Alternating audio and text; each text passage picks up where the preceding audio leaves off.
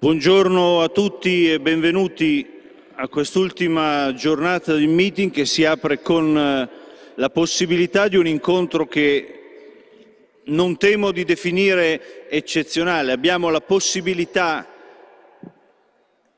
di poter proseguire l'incontro dell'anno scorso con Monsieur Michelin, presidente onorario del gruppo Michelin.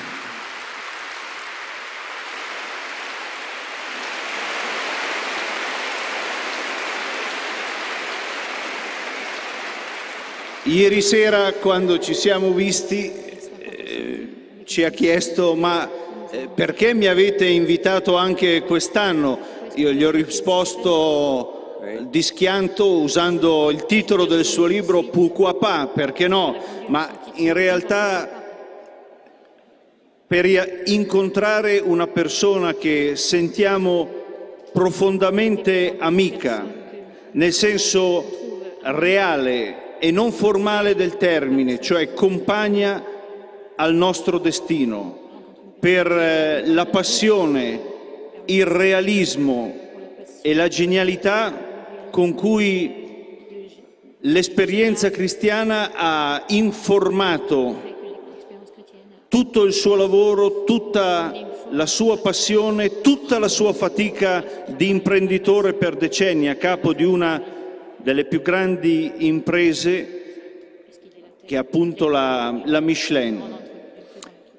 Per introdurre questo incontro vorremmo far vedere brevemente 4 minuti a Monsieur Michelin e a tutti voi una piccola testimonianza di che cosa significa nella nostra vita, nell'esperienza di tanti di noi, intraprendere. È un breve video che racconta l'attività di Lorenzo Crosta.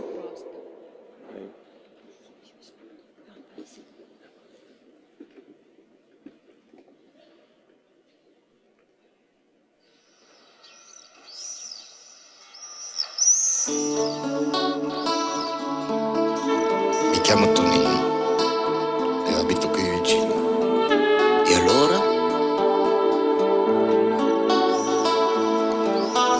Questo bel cielo sereno nei colori d'azzurro fino al limite estremo ti hanno sempre presente.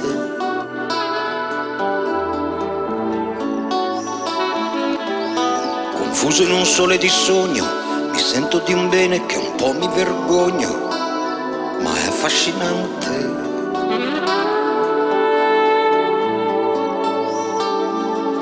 E se questo momento è un granello di sabbia in una spiaggia, che guerra fa niente, tienilo sempre presente.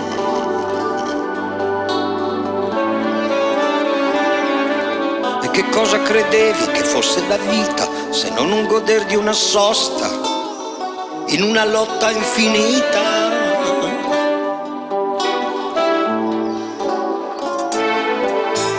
Voglio stampare nella mia mente questo momento per non andare più a fondo.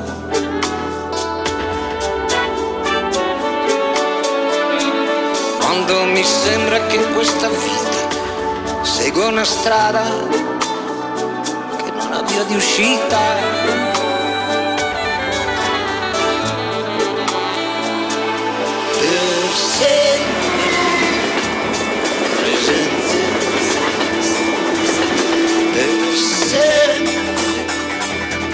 Presente, per sempre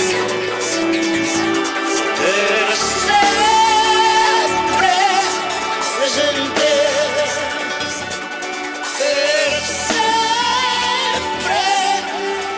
presente.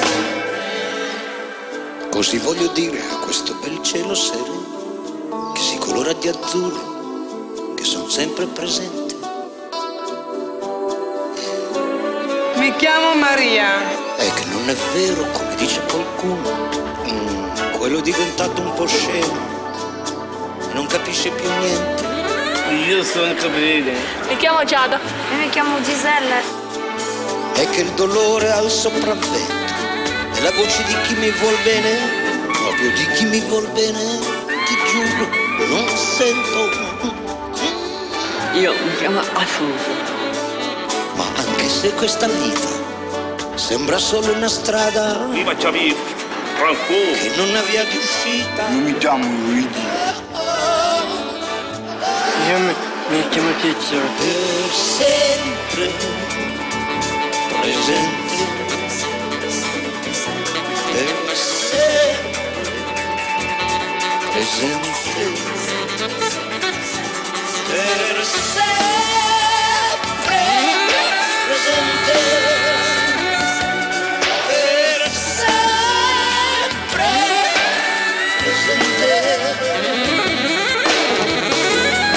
presente.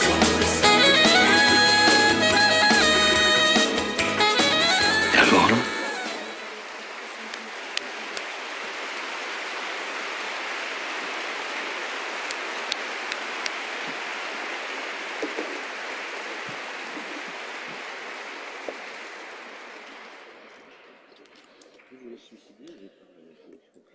Avete visto alcune scene di vita e di lavoro dell'impresa di Crosta, dove la grande particolarità è che insieme a lui vivono e lavorano tante persone con handicap fisici e mentali, e questa impresa sta sul mercato. Allora io vorrei, proprio a partire da queste immagini, chiedere a Monsieur Michelin, che ha voluto, lui stesso ha proposto il titolo di questo incontro, ma l'uomo in se stesso non è già un'impresa, di spiegarci, di dirci che cosa significa per lui che l'uomo in se stesso è già un'impresa. Visto il numero, la folla, le domande le abbiamo un po' raccolte, gliele farò io. Lui desidera, proprio perché il colloquio sia con ciascuno di voi, non parlare con traduzione simultanea, ma in consecutiva. Questo durerà un po' di più, ma non ci fa paura la lunghezza rispetto alla verità del contributo di Monsieur Michelin.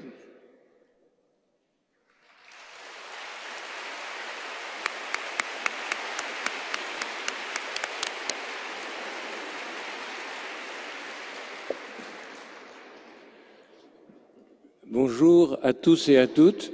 Buongiorno a tutti. Il est peut-être nécessaire que je me présente devant vous. Forse è necessario che prima mi presenti davanti a voi.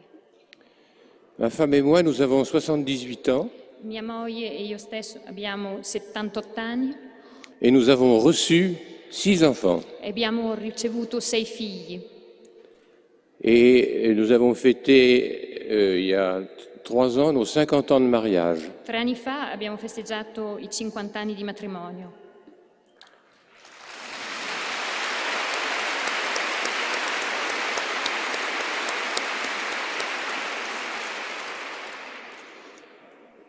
La fidélité est une source de joie prodigieuse.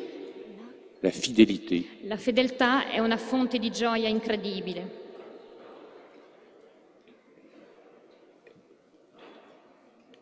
Elle est essentielle à la vie, È necessaria, essenziale alla vita, car elle permet au mari et à la femme perché permette al marito e alla moglie de découvrir ce qu'ils sont en profondeur, di scoprire quello che sono in fondo, ce qui in est profondità.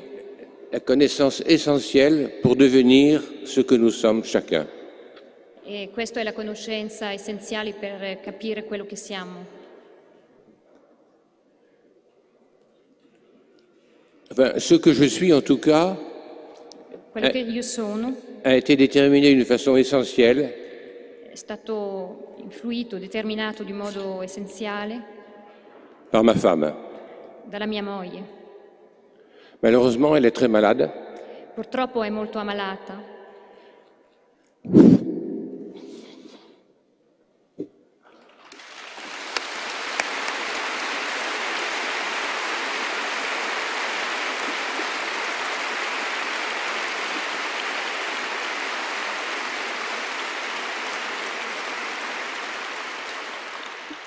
Elle a la maladie d'Alzheimer. Ha la malattia dell'Alzheimer, Maladie très épouvante una malattia tremenda, parce que son cerveau continue à travailler, perché il suo cervello continua a funzionare, mais elle ne peut plus s'exprimer. ma non ha più la possibilità di esprimersi. Et elle le sait. E questo lei lo sa. C'est plus qu'une question de contact, d'affection, È una questione di contatto, di affezione et de parler avec elle comme si rien n'était. e di parlare con lei come se niente ci fosse. Alors nous avons reçu, je dis bien reçu, 6 enfants. Abbiamo avuto 6 figli, Il y en a 2 qui sont en religion. 2 sono in ordini religiosi, L'aîné est une fille et le second est un garçon qui est prêtre. la più grande è una figlia, il secondo è sacerdote, C'est Myriam et Étienne. si chiamano Miriam e Etienne. Ensuite, il y a Benoît qui invente des pneumatiques. Dopo c'è Benoît che vende pneumatici, Damien qui vend des pneumatiques aux États-Unis. Damiano che è commerciale negli Stati Uniti, Édouard qui s'occupe maintenant de Michelin. Edouard che oggi è impegnato alla testa proprio della Michelin. Et avec sa femme Cécile, ils ont reçu 6 enfants aussi. E Edoardo con la sua moglie hanno ricevuto 6 figli. La dernière, c'est Clarisse qui est mariée au Canada. L'ultima nostra figlia è Clarisse, che è sposata e abita in Canada. Qui n'a malheureusement pas pu avoir d'enfants. Non è potuta aver figli, purtroppo. Et ils ont adopté 2 enfants de Thaïlande. E hanno adottato 2 figli dalla Thailandia. Ce qui demande une dose d'amour prodigieuse. Quello che richiede tanto amore. Bon, j'ai essayé de répondre à la question de Don Pino. Provo a rispondere alla domanda di Don Pino. Et pourquoi ce titre? L'homme n'est-il pas à lui-même une entreprise? Di questo titolo, l'uomo in se stesso non è già impresa?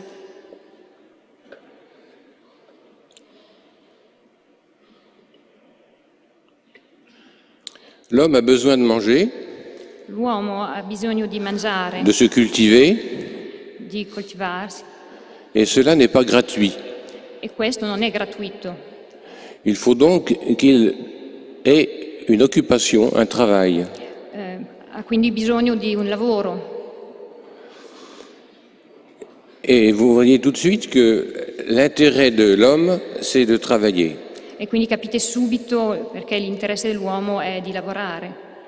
En même temps, il doit faire des économies Nello stesso momento deve fare dei risparmi et penser à l'avenir. e pensare al suo futuro. Eh bien, c'est exactement ce qui se passe dans une entreprise. È la stessa cosa che succede in un'azienda. C'est moins apparent parce que c'est plus complexe, È meno appariscente perché è molto più complesso. mais l'entreprise a besoin de se développer, donc elle a besoin d'argent. Ma l'azienda ha bisogno di svilupparsi e quindi ha bisogno di soldi, di denaro. Le personnel a besoin d'argent et ça c'est la vente des produits aux clients. Il personale ha bisogno di soldi, questo è la vendita dei pneumatici, dei prodotti al cliente. Il y en a 3. Ce ne sono 3. Si vous en supprimez un, Se si toglie uno di queste 3 persone, l'azienda crolla. il y a donc dans une entreprise 3 missions essentielles. Quindi ci sono nell'impresa 3 missioni principali. La vie au quotidien, La vita al quotidiano, nel quotidiano, par exemple fabriquer des pneus et essayer de les vendre. e quindi fabbricare i pneumatici e venderli. Et pour ça, il faut connaître d'une façon très précise les clients.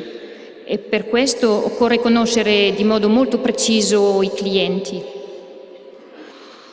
Et sans le client, il n'y a rien. Senza il cliente non c'è niente, Parce que l'argent de l'enveloppe, l'argent du salaire vient essentiellement, fondamentalement, des pneus qu'on a vendus. perché i soldi che uno si trova nella busta paga provengono dalla vendita dei pneumatici.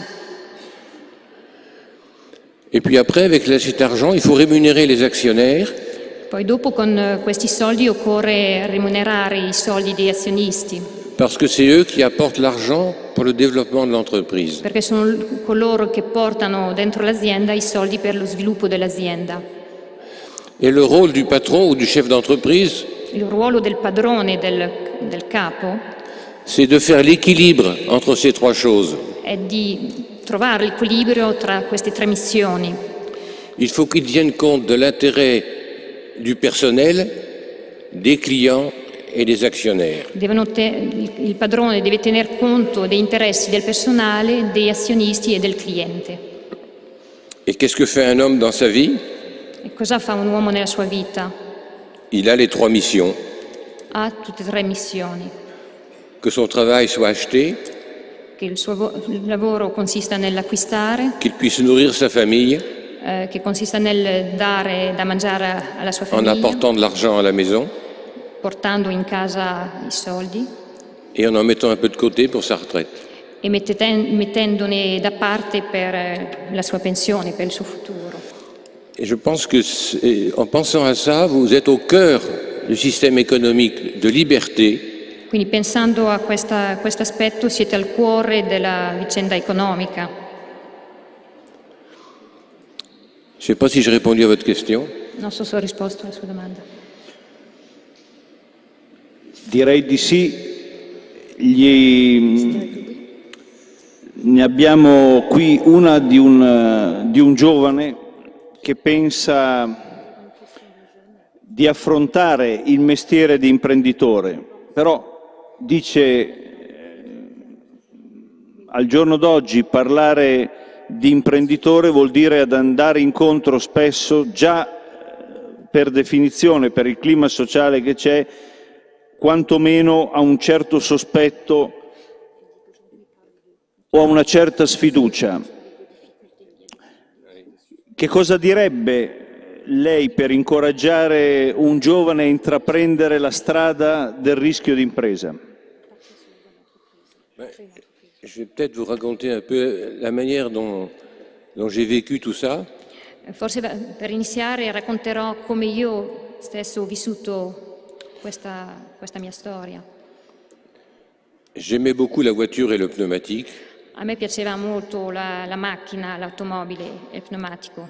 Et mon oncle, Robert Puiseux, qui était avant mon prédécesseur, E il mio zio Puiseux, che era prima di me, me dit: est-ce que ça t'intéresserait de t'occuper de l'usine? mi ha chiesto se mi avrebbe interessato stare in azienda.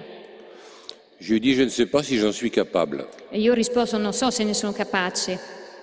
Et c'est pas parce que je m'appelle Michelin que ça marchera forcément. Non è perché io mi chiamo Michelin che funziona per forza. Mais je lui dis: il faut que tu regardes François, qu'est-ce qu'il vaut, qu'est-ce qu'il peut faire, quelles sont ses limites, ses imperfections. Allora ho detto a Monsieur Puiseux di guardare alla mia persona, a François, per capire quali sono i miei limiti, le mie possibilità e per vedere cosa potevo fare. Et j'ai appris à limer, j'ai appris à travailler le bois. Ho imparato a lavorare il legno, À faire de la tôlerie, a lavorare a un posto di tornitura et ça s'est bien passé. e è andato bene questa esperienza. Et puis ensuite, quand je suis... Ça c'était bien avant l'usine, c'était avant la guerre de 40. Questo era prima della guerra, prima degli anni 40. Et puis j'ai commencé des études Poi dopo ho iniziato a studiare en université. all'università. Et puis mon oncle Puiseux a eu un accident de voiture très grave. E il mio zio, Monsieur Puiseux, ha avuto un incidente stradale. Et il m'a dit: faut que tu viennes à Clermont E quindi mi ha detto: tu devi venire a Clermont pour qu'on voit si tu es capable de prendre la suite. per verificare se c'è la possibilità che tu continui. Et puis t'occupes pas de tes diplômes, Non fissarti sul diploma, tu apprendras beaucoup plus de choses sur le terrain. tu imparerai molte più cose nella vita concreta, sul terreno. Enfin, j'ai quand même 2-3 examens. O comunque lo stesso ho passato alcuni esami. Et alors, en arrivant à l'usine, Arrivando alla fabbrica j'ai fait un stage. ho fatto uno stage. Un stage qui consiste à donner aux stagiaires qui arrivent à tous, Lo stage consiste nel dare a coloro che arrivano e a tutti, des véritables questions à traiter dans l'usine. quindi viene affidato a quello che arriva nell'azienda un problema reale della fabbrica.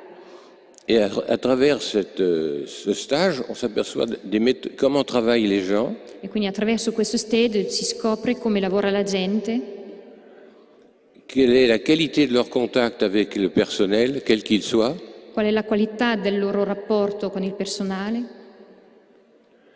quel est son degré d'imagination, qual è il grado di immaginazione della persona, quel est son stagista, caractère.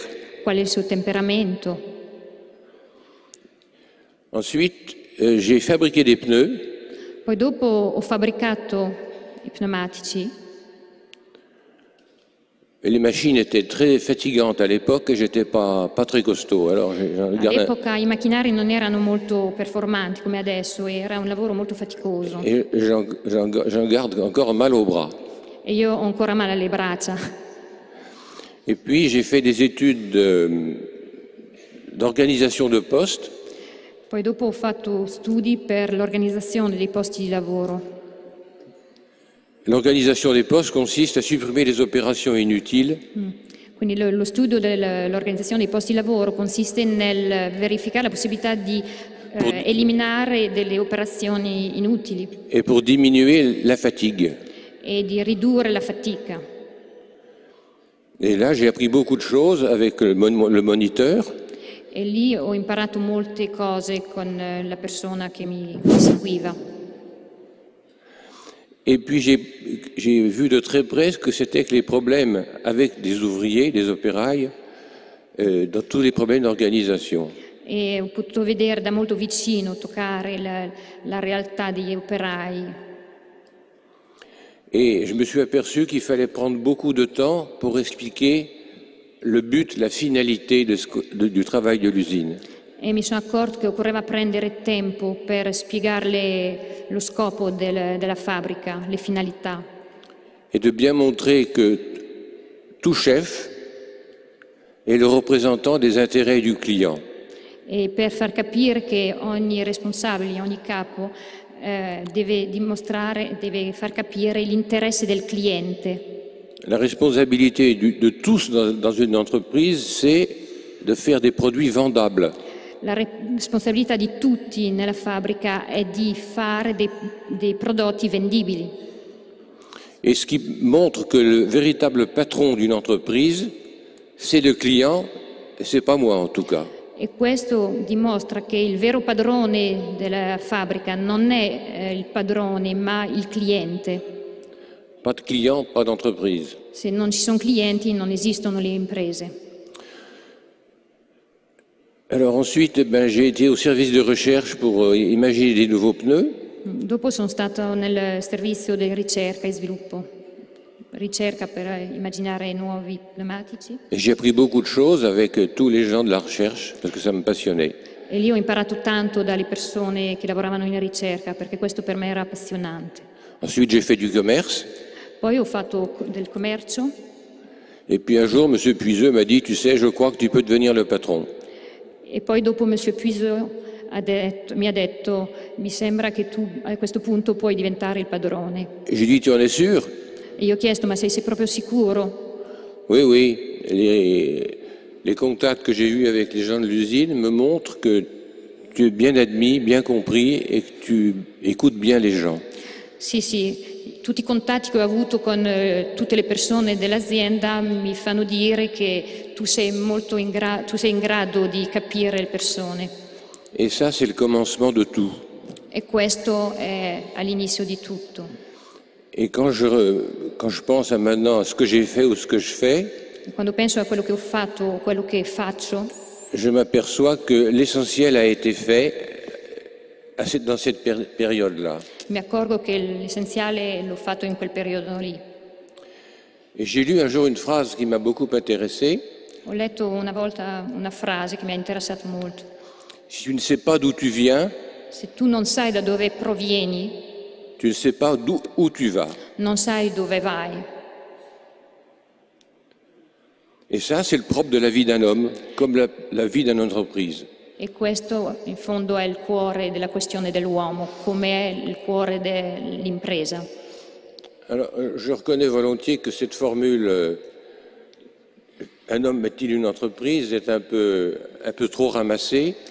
Riconosco che questa frase, l'uomo già in se stesso è un'impresa, è una formula un po' breve, un po' raccolta. Mais je cherchais une image humaine de cette réalité complexe. Ma cercavo un'immagine umana di una realtà che è così complessa. Et effectivement, à chaque poste de l'entreprise, quel qu'il soit, Effettivamente in ogni posto di lavoro dell'impresa, qualsiasi sia, la personne dans ce poste doit penser au client, à l'avenir et à ses collègues. la persona deve pensare al cliente, al futuro e ai suoi colleghi. Monsieur Michelin, lei prima ci ha detto che l'uomo si realizza nel suo lavoro, ma non solo per quello che normalmente si pensa sul lavoro, ma anche nell'esperienza quotidiana. Spesso il lavoro è vissuto anche da noi come qualche cosa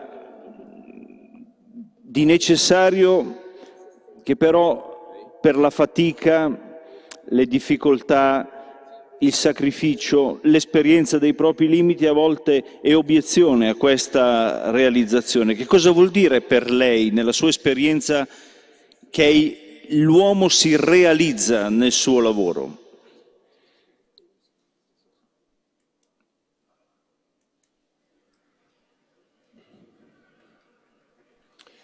Il faut bien prendre conscience Occorre prendere atto, prendere coscienza que l'avenir d'une entreprise che il futuro di un'azienda dépend essentiellement de la qualité du service que les produits apportent aux clients. dipende essenzialmente dalla qualità del servizio che portiamo al cliente, che diamo al cliente.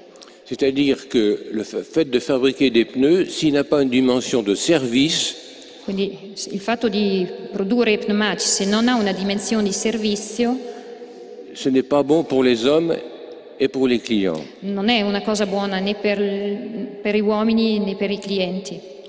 Donc l'entreprise est un moyen de service. Quindi l'impresa è un modo per servire, C'est une œuvre. è un'opera. Et en Italie, on dit opérail pour les ouvriers. E in Italia la terminologia per l'operaio è operaio, quindi che deriva da opera. Et c'est un mot qui est beaucoup plus fort que le mot ouvrier. E quindi il termine operaio in italiano è molto più forte che la terminologia francese ouvrier, che non ha la stessa radice che quella italiana di opera. Parce qu'une cathédrale, c'est une œuvre magnifique. Perché anche una cattedrale è un'opera stupenda. Une voiture, c'est une œuvre qui rend service. Un'automobile è un'opera che rende servizio. Un pneu, c'est une œuvre Un pneumatico è un'opera qui rend service. che rende servizio. Et cette œuvre, pour être achevée, E quest'opera, quando è terminata, nécessite la connaissance des besoins du client, necessita la conoscenza del bisogno del cliente, nécessite une fabrication régulière, necessita un processo di fabbricazione molto regolare, costante, nécessite des efforts de recherche considérables, richiede sforzi nella ricerca, nel campo della ricerca incredibile, et ça donne au travail, à l'œuvre qu'on accomplit, une dimension d'éternité. e questo dà al lavoro una dimensione di eternità, all'opera che si realizza, una dimensione di eternità. Vous comprenez, vous n'êtes pas des ressources humaines. Capite che voi non siete risorse umane, Vous êtes des personnes avec un cœur, voi siete persone con un cuore, une intelligence, con un'intelligenza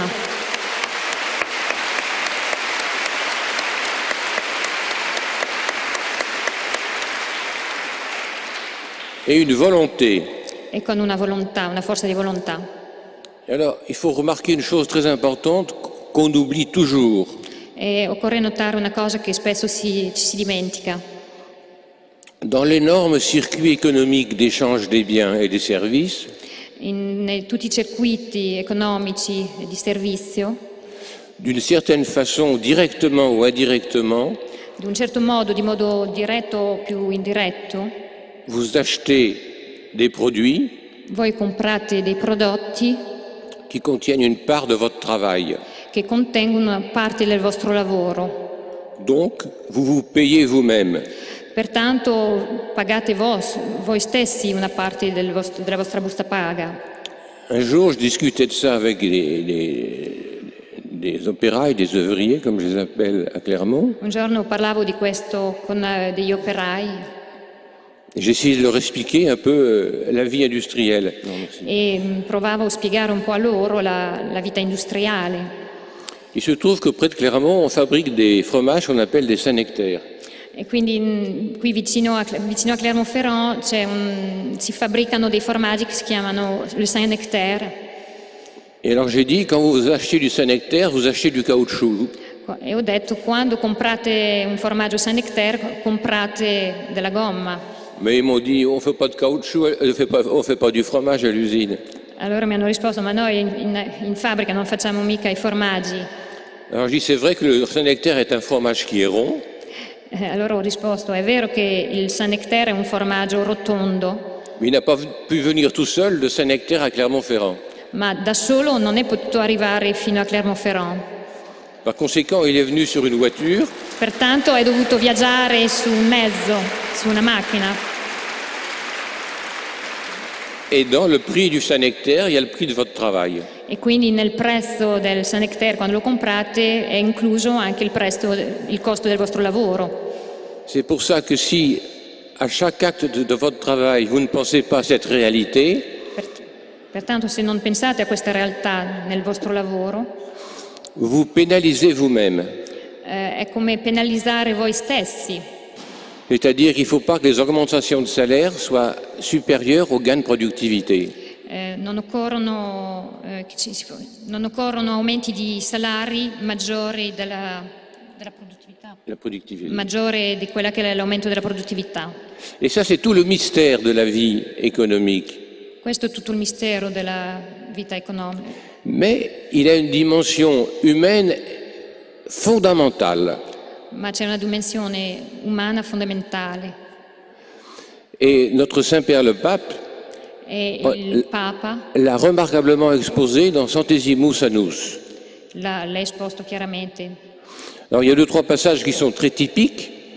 À mon sens, ça vaut la peine que vous les étudiez et les méditiez. Ci sono alcuni passaggi dentro qual è Della lo scritto? Centesimus Annus. Ecco, nello scritto del Papa. Ci sono dei passaggi che occorrerebbe studiare proprio. Bon, j'ai dérapé un petit peu là sur votre question. Un po' scivolato sulla domanda. Donc je vous ai raconté mon histoire Ho raccontato la mia storia parce que je pense qu'avant de vouloir faire une entreprise, perché penso che prima di partire, di creare un'azienda, il faut apprendre à obéir. occorre imparare a obbedire. Parce qu'en apprenant à obéir,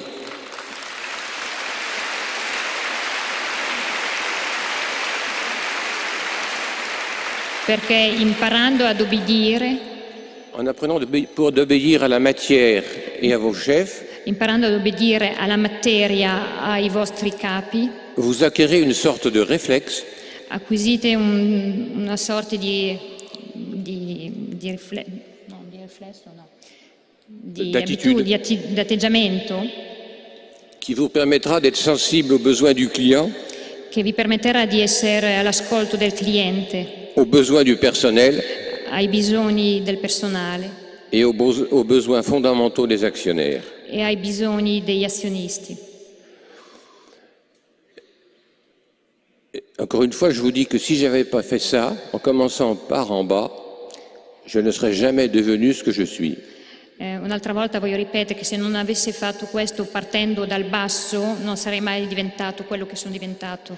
Alors, ceux d'entre vous qui veulent devenir un jour entrepreneurs, Pertanto coloro che fra di voi intendono intraprendere questa strada da Il mio- imprenditore, il me semble capital qu'avant vous fassiez pas forcément un travail et qui ressemble à ce que vous voulez faire, mais apprenez à vivre dans un atelier, dans un bureau, dans le commerce, pour voir ce que c'est. Mi sembra che sia fondamentale iniziare per conoscere quello che è un commercio, quello che è un'attività industriale, anche se non è proprio quello che intende di fare. Et en particulier, si vous avez la grâce d'aller dans un atelier, vous vous rendrez compte de l'extraordinaire richesse humaine des personnes qu'on traite, qu'on ne regarde pas, parce qu'elles n'ont pas de diplôme. E se avete la possibilità di andare in un reparto scoprirete la ricchezza delle persone che non hanno diploma, è una possibilità grandissima. Et là aussi, vous apprendrez des choses qui vous seront utiles toute votre vie. E là imparerete delle cose che vi saranno utili per tutta la vita. Regardez le Christ, il est resté 30 ans à travailler avant d'aller sur la place publique. Guardate a Cristo, è stato per 30 anni a lavorare prima di iniziare a parlare sulla piazza pubblica. Il faisait des tables, des chaises, Lavorava je ne sais in pas. legno, faceva tavoli, Et sedie, puis il les vendait li vendeva pour nourrir son père et sa mère. per dar da mangiare ai suoi genitori. Il a appris à connaître la matière, Ha imparato a conoscere la materia, il legno, à s'apercevoir que c'était une beauté extraordinaire.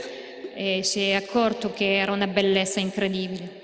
Et son travail est devenu, il a rendu grâce en permanence avec ses mains et sa tête. E col suo lavoro ha reso grazia con le sue mani. Eh bien, nous sommes tous des Saint-Joseph, des Jésus, de ce point de vue-là. E noi siamo tutti un po' come Gesù. Mais il faut écouter Saint-Joseph.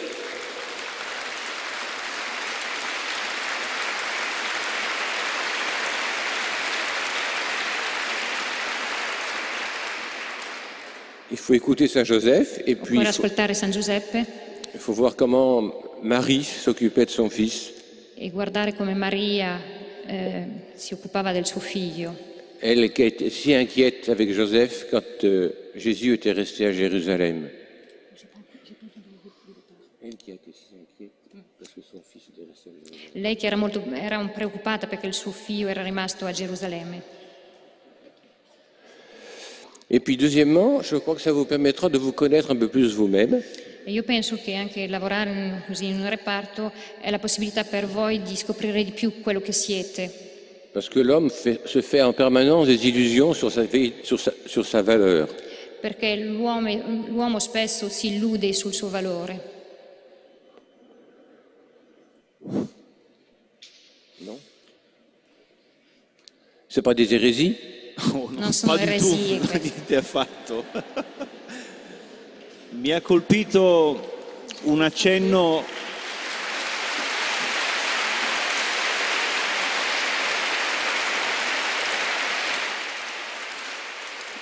quando l'ho sentita la prima volta qualche mese fa in un'assemblea di studenti all'Università Cattolica.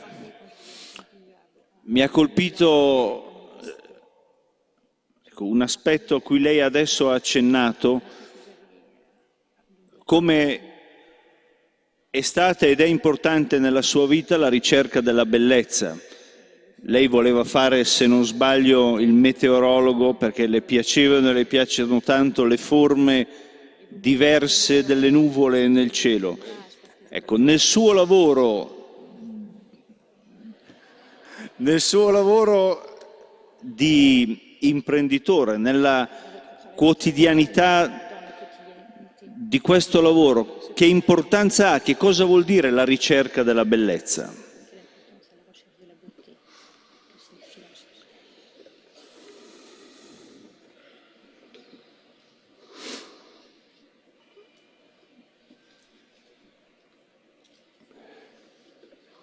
La beauté, c'est un mystère.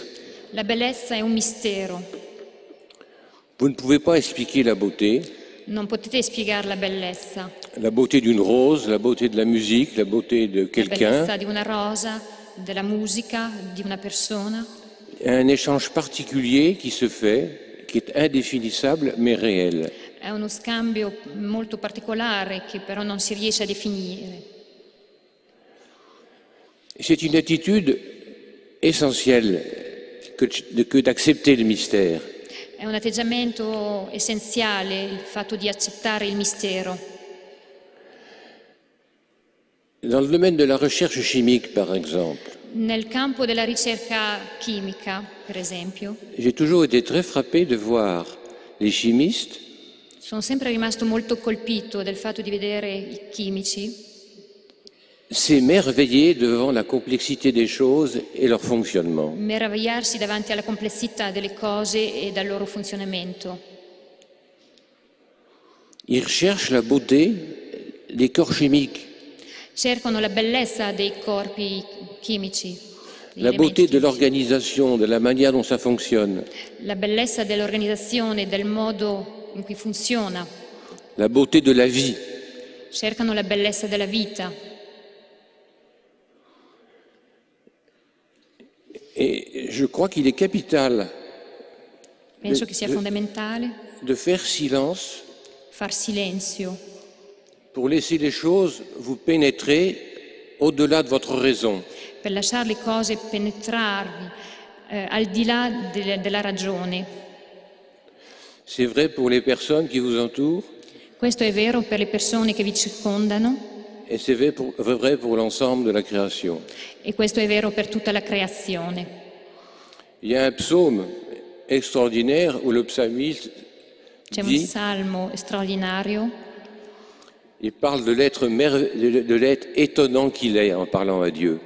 che parla dell'essere stupendo parlando a Dio. Remarquez, il se regarde lui-même, mais il sait que sa splendeur, parce que la splendeur, elle vient de Dieu. Il salmista in questo salmo sa che la sua grandezza proviene da Dio. Donc, se mettre en état d'émerveillement, c'est recevoir Dieu d'une certaine façon. Quindi si mette in questo atteggiamento di stupore per ricevere Dio, per ascoltare Dio. Et la Bible, en permanence, parle de la splendeur de Dieu, la beauté du ciel. La Bibbia parla in tanti momenti dello splendore di Dio, della bellezza del cielo.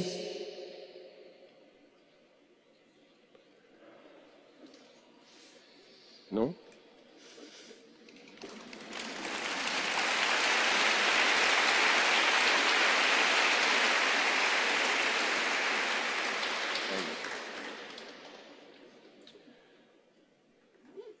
Lei, come imprenditore cristiano, cattolico, si è trovato anche in tutte le vicende dell'azienda al centro di grandi confronti col mondo del lavoro. Pensavo ieri qui a Rimini c'è stato il capo della CGIL Epifani. Per lei, nella sua esperienza, che cosa vuol dire, che cosa significa giustizia, giustizia sociale? Come sente di aver contribuito e che noi possiamo contribuire a un clima che non sia di scontro permanente, ma di collaborazione, uno sguardo vero e giusto? È possibile la giustizia?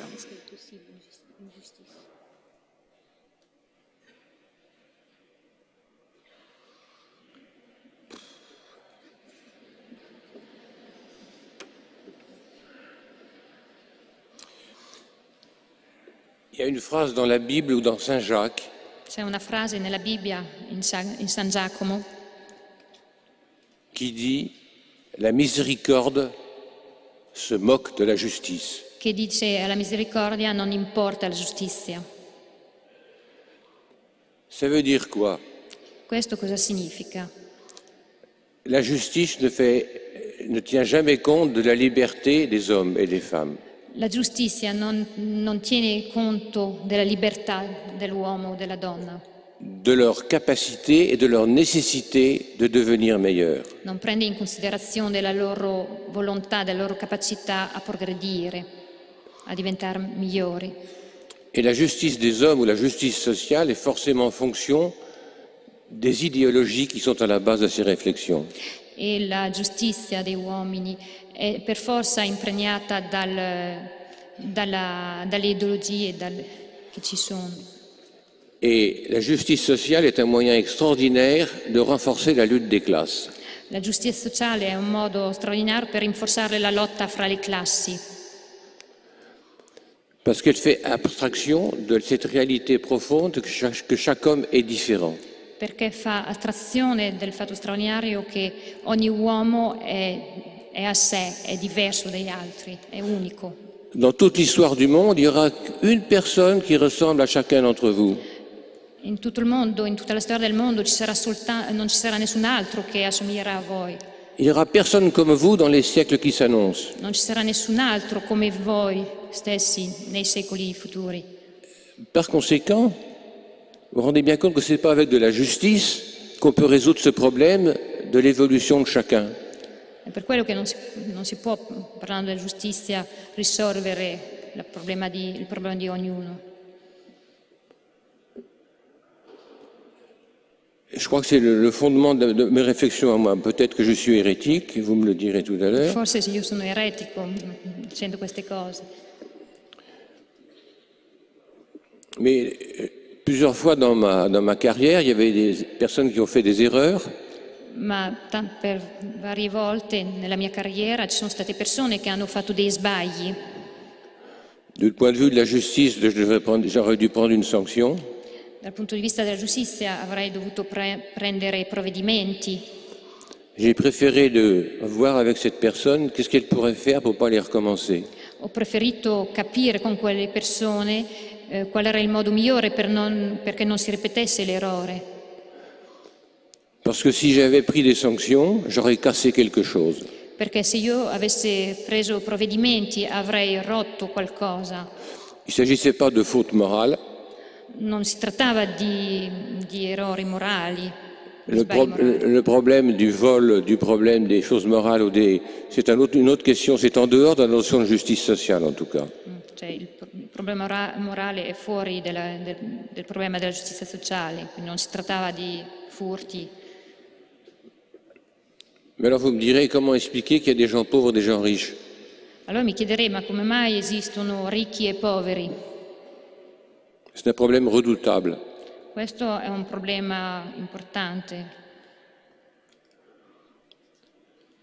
Mais quand on voit la richesse des gens riches par rapport à l'ensemble des salaires qui sont distribués dans le monde, Ma quando si considera l'insieme delle ricchezze dei ricchi, considerando la massa salariale di tutto il mondo, on s'aperçoit que la différence est très grande en faveur des salaires distribués.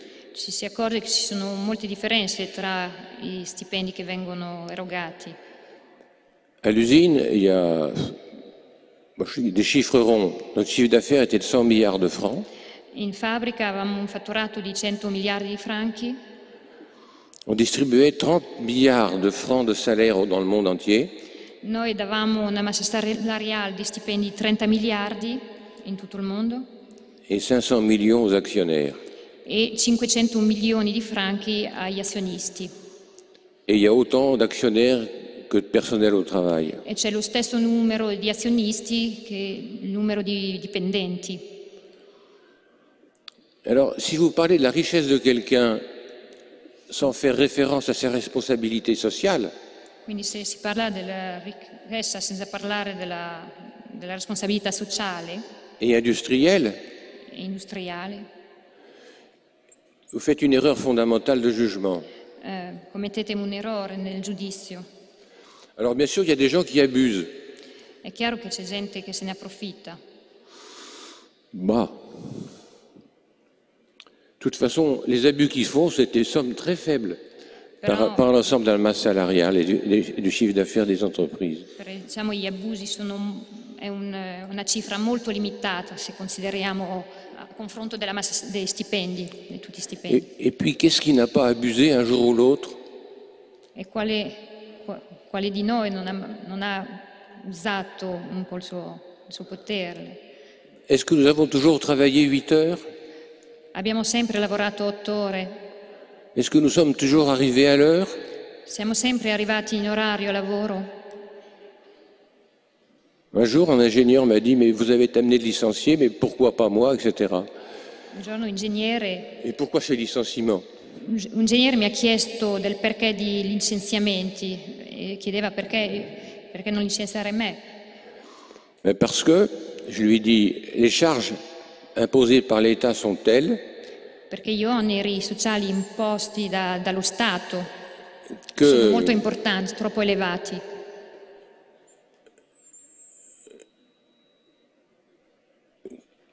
nos pneus sont trop chers. Sono tali che gli oneri sociali sono tali che i nostri pneumatici sono troppo cari. On n'a pas distribué de dividendes aux actionnaires Quell'anno lì non abbiamo distribuito dividendi agli azionisti et il faut sauver l'emploi des gens de l'usine. e dobbiamo salvare l'impiego, il lavoro. Et c'est un sacrifice qui est redoutable à faire, mais qui est nécessaire. Questo è un sacrificio difficile da fare, ma che occorreva fare. Et alors on peut faire des réductions d'effectifs avec beaucoup d'humanité, et nous avons réussi plusieurs fois. Si possono anche ridurre i posti di lavoro con umanità e noi ci siamo riusciti in più di una volta. Nous avons accompagné les gens qui quittaient l'usine pour qu'ils puissent trouver du travail. Noi abbiamo accompagnato queste persone perché potessero trovare un altro lavoro. Bon, et cet homme dont je parlais tout à l'heure, Quell'uomo del quale parlavo prima. je lui ai dit, vous avez toujours travaillé 8 heures par jour? Io ho chiesto, ma lei ha veramente lavorato sempre 8 ore al giorno? Comme c'est un honnête homme, il m'a dit, ben non. E visto che è un uomo onesto, mi ha risposto no. Eh bien, pour votre part, vous avez contribué à l'augmentation du prix de revient des pneumatiques. E quindi ho risposto, quindi anche lei per la sua parte ha contribuito a aumentare il costo di produzione del pneumatico. Et vous êtes donc responsable des difficultés que nous avons. E quindi anche lei è responsabile delle difficoltà che abbiamo. Il a baissé le nez, puis il est parti. Ha abbassato gli occhi e se n'è andato. Donc je pense qu'ici dans les rapports entre les hommes dans le monde, il n'y a pas cette notion de gratuité qui est le propre de la miséricorde. Quindi penso che se nei rapporti tra uomini non c'è questa gratuità che è il proprio della misericordia.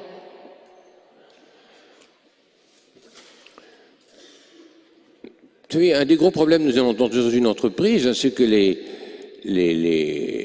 Uno dei grossi problemi nell'impresa toutes les forces syndicales è che tutte le forze sindicali pensent que le patron travaille uniquement pour de l'argent. pensano che il padrone lavora esclusivamente per i soldi. Et du part, ils disent que le patron n'est pas un travailleur en plus. In più dicono che il padrone non è un lavoratore. Alors je me demande ce que je fais. Allora io mi chiedo che cosa faccio.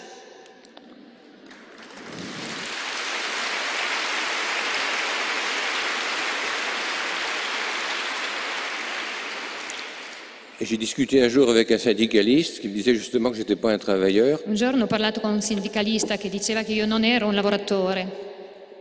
Et je lui ai dit, qu'est-ce que c'est qu'un travailleur? E io gli ho fatto la domanda, ma che cos'è un lavoratore? Ben, c'est quelqu'un qui reçoit des ordres. E mi ha risposto, il lavoratore è uno che riceve ordini.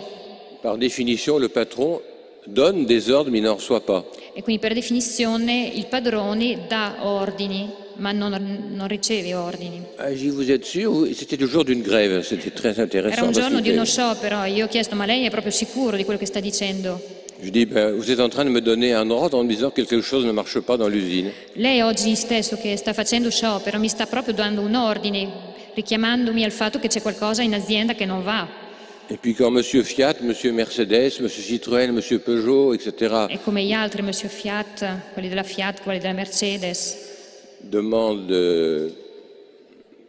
qu'on fasse des pneus pour eux, quindi quando i padroni delle case automobilistiche chiedono pneumatici adatti alle loro automobili, ils me donnent un ordre qui est très précis loro mi danno un ordine molto preciso et qu'il faut satisfaire, autrement c'est une catastrophe, e che noi dobbiamo soddisfare, altrimenti è una catastrofe. etc., etc., etc. Et je dis à la fin, mais vous êtes un travailleur vous aussi. Ah, je dis, bon, mon cher collègue, et je lui ai serré la main. E quindi alla fine questo sindicalista ha detto, allora anche lei, Monsieur Michelin, è un lavoratore. Allora ho potuto stringere la mano come da colleghi.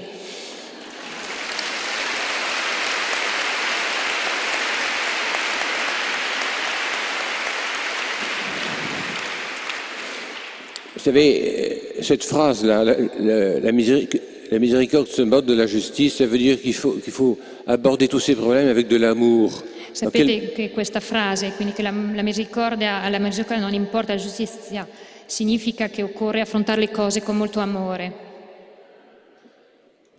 L'amour, c'est se donner. L'amore è dare, donarsi. Et nous n'arrivons jamais à nous donner. Noi come uomini non riusciamo mai a donarsi. C'est du reste pour ça qu'il y a le sacrement de mariage. È per quello che esiste il sacramento del matrimonio, qui est la source du don réciproque des époux. che è la fonte del dono reciproco tra due persone. Mais alors, c'est très facile à dire, c'est très difficile à vivre, et puis des fois, c'est pas possible de faire quelque chose. Questo è facile da dire, è molto difficile da vivere e a volte quasi impossibile. Il y a dans la Constitution Gaudium et Spes C'è nella Costituzione Gaudium et Spes qui dit un passage qui dit que les conflits entre les hommes et entre les pays che dice che i conflitti tra uomini e tra paesi viennent du fait que l'homme est divisé au fond de lui-même. provengono dal fatto che l'uomo in fondo a se stesso è diviso. Et puis vous le sentez bien, vous-même, vous êtes constamment divisé à choisir, faut-il faire ça, faut-il pas faire ça, qu'est-ce qui rend service, qu'est-ce qui rend pas service. Anche voi stessi sentite questa cosa, a volte non sapete, siete divisi e non sapete se dovete fare questo o quest'altra cosa. Et les difficultés que nous avons tous les uns avec les autres et avec nous-mêmes, elles viennent du fait que nous sommes divisés profondément. E le difficoltà anche che abbiamo nei nostri rapporti provengono dal fatto che siamo divisi profondamente. Nous voyons des choses bonnes à faire, nous voulons les faire, mais nous faisons l'inverse. Noi vediamo le cose buone da fare, le vorremmo fare, però non riusciamo a farle. Et ça, c'est pas de moi, c'est de Saint Paul. Hein. Questo non è una cosa che ho detto io, l'ha detto San Paolo. Et alors, comment s'en sortir? Allora come dobbiamo fare? Come uscirne da questo cerchio? Le Christ a dit dans l'Évangile, à mon avis, une phrase qui pour moi est fondamentale. Cristo ha detto nel Vangelo una cosa fondamentale per me. Sans moi, vous ne pouvez rien faire. Senza di me non potete far nulla. Parce que l'homme est divisé en lui-même à cause du péché originel. Perché l'uomo è diviso in se stesso dal fatto del peccato originale. Alors là, j'ai une explication un peu technicienne du péché originel. Mon père, je m'en excuse. Allora per la parte della spiegazione proprio sul peccato originale non sono molto in grado.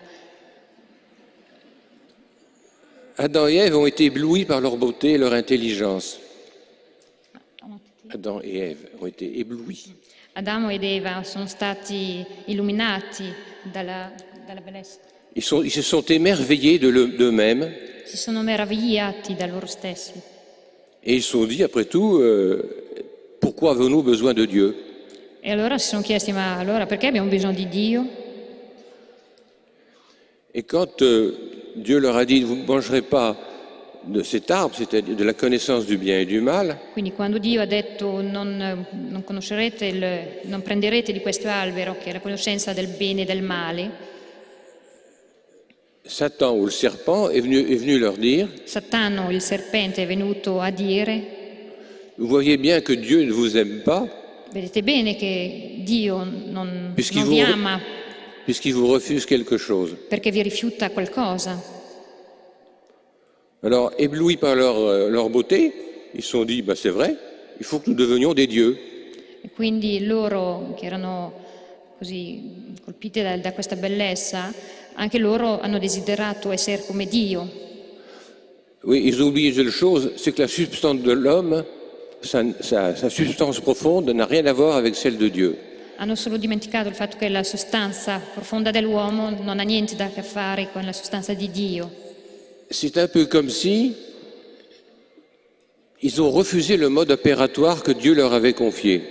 È un po' come se avessero dimenticato la modalità che Dio aveva scelto per incontrare loro.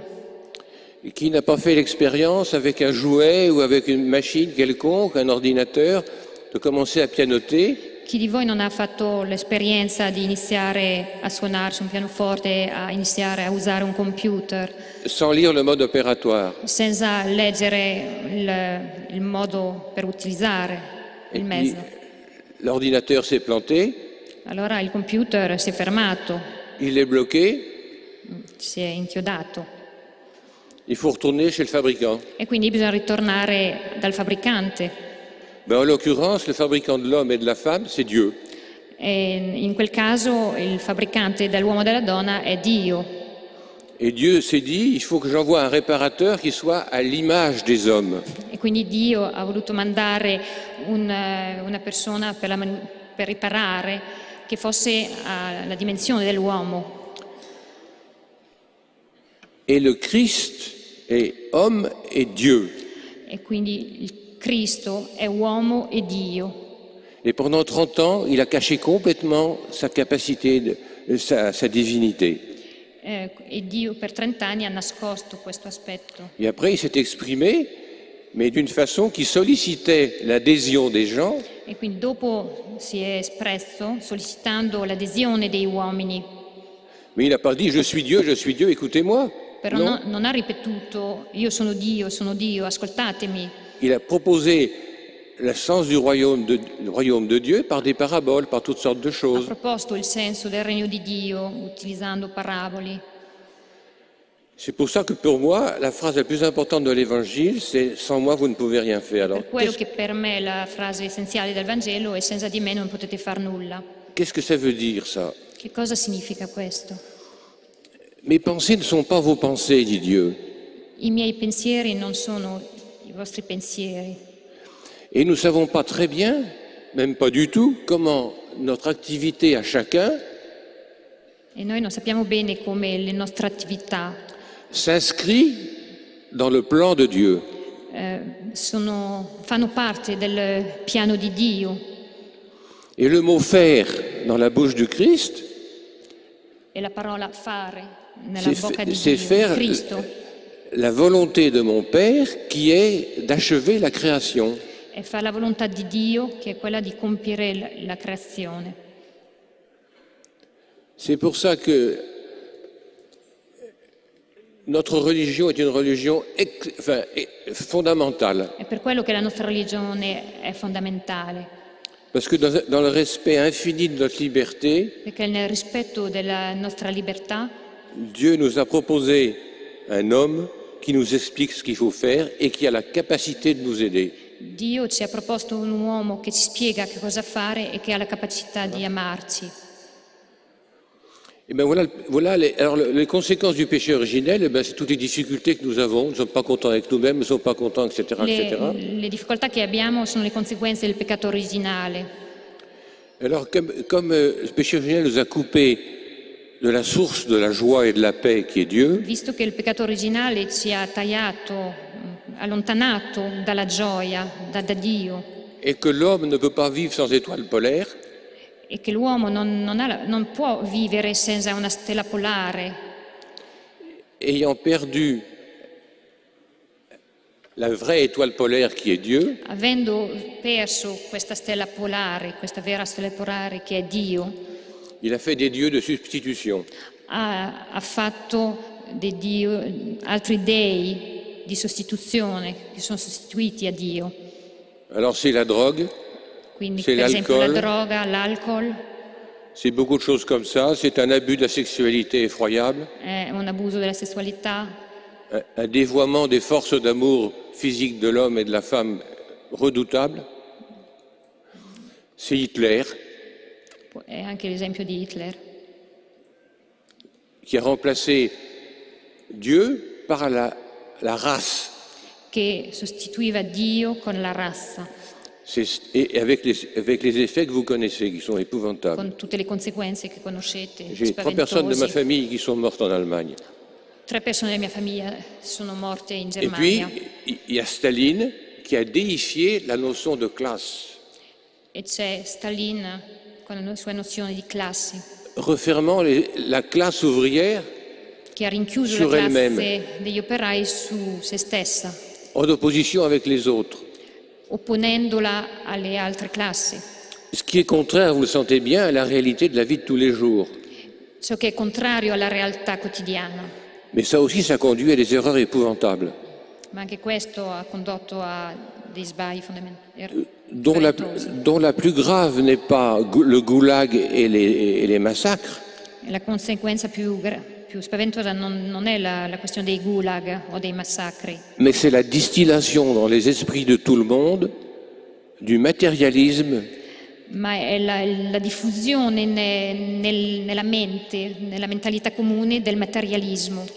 Et qu'est-ce que ça veut dire, matérialisme? Ça veut dire ne Cosa vous significa occupez materialismo? Dieu n'existe pas, c'est pas la peine de vous tracasser.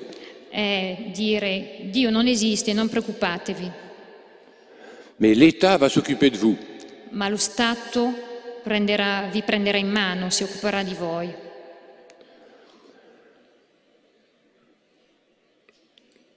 Alors il faut choisir. Allora occorre scegliere. Et ça, c'est une des conséquences typiques du péché originel. Questa è una delle conseguenze tipiche del peccato originale. Mais si j'ai bien compris l'action que vous avez en tant que communion et libération, Ma se io ho capito bene l'intento di comunione e liberazione, vous êtes les témoins de la transcendance et de l'amour et de la miséricorde de Dieu partout où vous êtes. voi siete testimoni dell'amore di Dio dove siete. Eh bien ça, c'est une œuvre d'évangélisation absolument, je ne sais pas comment dire. Questa è un'opera di evangelizzazione che non riesco neanche a descriverla. C'est extraordinaire. Questo è straordinario. Je ne connaissais pas Communion et Libération avant l'année dernière. Prima dell'anno scorso non conoscevo comunione e liberazione. Et le peu que j'ai senti en traversant les foules nombreuses qui sont là, È il poco che ho potuto percepire attraversando le folle del meeting. c'est une joie intérieure qui rayonne. È una gioia profonda. Alors, je peux continuer, non? Je voulais vous dire une chose. Volevo dire una cosa. Vous savez, si les martyrs ont pu supporter le martyre sans renier leur foi, Se i martiri hanno potuto sopportare il martirio non rinnegando la propria fede, c'est parce qu'ils avaient une vie intérieure extrêmement forte, è perché avevano una vita interiore molto forte, une capacité d'aimer una capacità di amare qui est celle du Christ. come quella di Cristo. Et donc le Christ, au moment de leur martyre, est venu les aider à supporter leur souffrance. E quindi Cristo nel momento del loro martirio è venuto a aiutarli a sopportare questa sofferenza. Ça veut dire qu'il faut que vous nourrissiez votre vie intérieure. Questo significa che voi dovete nutrire la propria vita interiore, Parce qu'il y a pour beaucoup, la souffrance arrivera un jour dans votre vie. perché per molti di noi la sofferenza prima o poi arriva nella vita.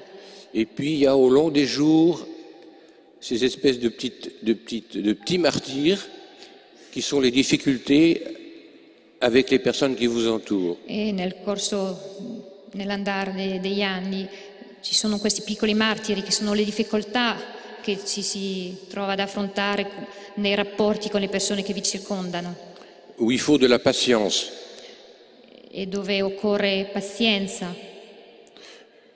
Et ça, vous ne pouvez l'avoir, une patience constructive et Una miséricordieuse. pazienza costruttiva e misericordiosa.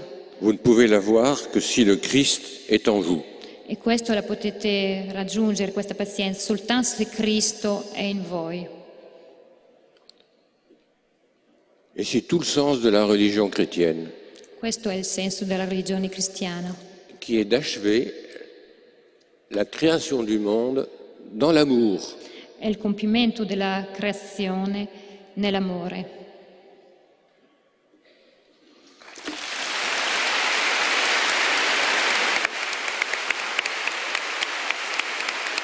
Ça va? On va terminer ici. Comme vous voulez. Attendez que je regarde. Vous arrêtez?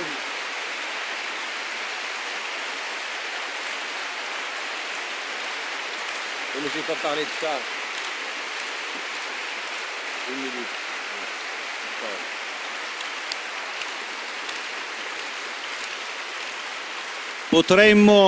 Vorremmo stare qui ancora a lungo ad ascoltare e a imparare da Monsieur Michelin, ma il tempo passa e volevo fargli un'ultima domanda che riguarda proprio il tema del meeting. Ho trovato in Pourquoi pas, il libro intervista di Monsieur Michelin, una frase che sembra sia stata scritta apposta per questa edizione.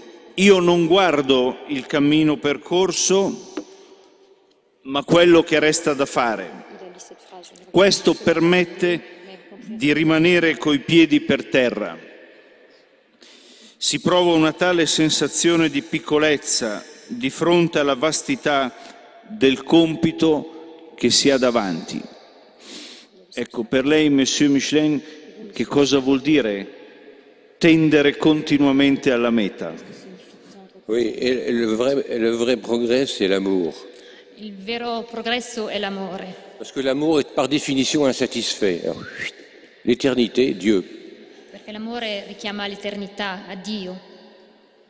Et votre thème est très difficile à traduire en français. Il tema, come viene scritto in italiano, è molto difficile da tradurre in francese. Parce que la poésie propre à la langue italienne, perché la poesia che è propria alla lingua italiana, lui donne une dimension d'une très grande humanité. Rende una dimensione di grande umanità.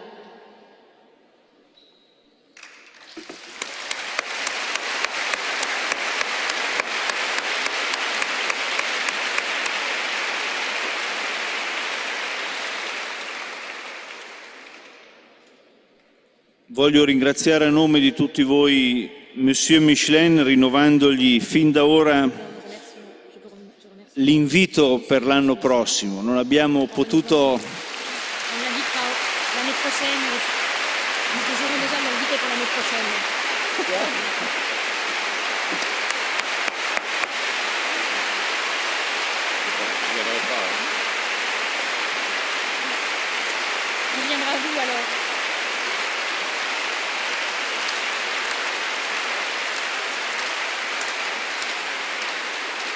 Il vero progresso è l'amore. Mi è venuto subito in mente quell'espressione che per me è una delle più care, perché sono proprio quelle frasi che aiutano a vivere tutti i giorni, da quando si aprono gli occhi al mattino finché si va a letto alla sera. Quella frase che ho sentito dire una volta a Don Giussani, che penso per tanti di voi appunto è patrimonio della memoria quotidiana: il lavoro è l'aspetto più arido e faticoso del nostro amore a Cristo. In questo incontro risuona il senso profondo del meeting, non quello che finisce poi negli slogan dei titoli dei giornali, ma il senso di questo amore che diventa opera, rischio, creatività di ciascuno di noi, uno dopo l'altro, così che per ciascuno di noi una settimana come questa, un incontro come questo, ci fa entrare più al fondo di quella frase di San Paolo a noi così cara: non sono più io che vivo, sei tu che vivi in me. Questa vita che vivo nella carne, la vivo nella fede del Figlio di Dio. È questo che noi vediamo, è per questo che noi viviamo, è per questo che noi, come è accaduto al nostro amico Umberto l'altro giorno, un universitario, coscientemente moriamo, offrendo la sua sofferenza anche per il meeting. Per questo, ringraziando Monsieur Michelin, invitandovi alla presentazione dell'ultimo libro di Monsignor Giussani, Una presenza che cambia, oggi pomeriggio con il nostro grande Julián Carrón e il poeta tolentino, vi chiedo anche di tenere conto che il meeting, così come l'abbiamo costruito, cattedrale di una sola settimana, occorre anche smontarlo. Anche questo è lavoro, quindi amore e responsabilità di ciascuno di noi. Grazie ancora e arrivederci a tutti.